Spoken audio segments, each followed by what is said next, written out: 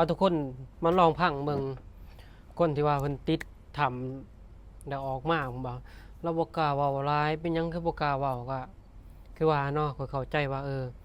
เฮาติดทำแล้วเฮาออกมาเฮาสิเว้าแบบไปเรื่อยบ่ได้เว้าชมสิจุมหาบ่ได้มันคนก็ว่าเฮาเสียสติเป็นบ้าเป็นโมงไปนั่นนะ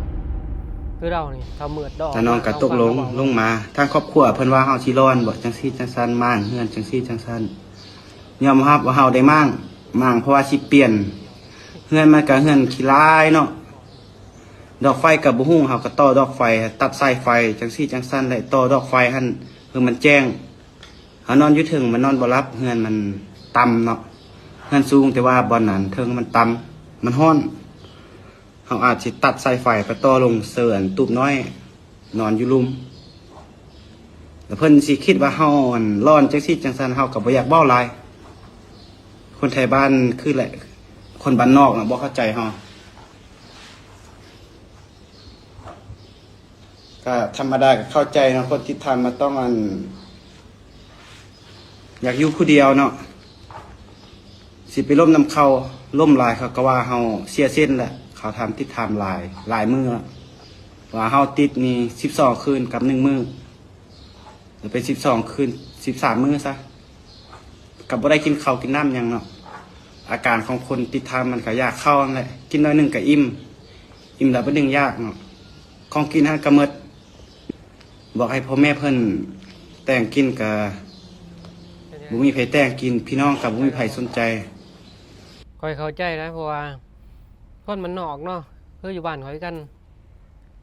เชื่อว่าทางอันร้ายกว่าทางอีสานยังร้ายกว่านะแบบบ่ฟังเหตุผลของเฮาคือแบบคือบ้านข่อยกันเป็นแบบเจ็บไข้ได้ป่วยนี่น้อยเดียวก็คิดว่าผีสางนางใหม่แล้วโอ้ยเบิดคำสบานะลูกหลานนี่แต่อยู่บ้านข่อยก็เชื่อนะยอมรับว่าเขาเชื่อเรื่องจริงที่แนมบ่เห็นนี่เชื่อร้ายกว่าบ่เชื่อพวกเก่งๆดอกเห็นว่าผู้ใหญ่นั่นยัง แต่ยินแต่คลิปเสียงนะที่ว่าเพิ่นว่า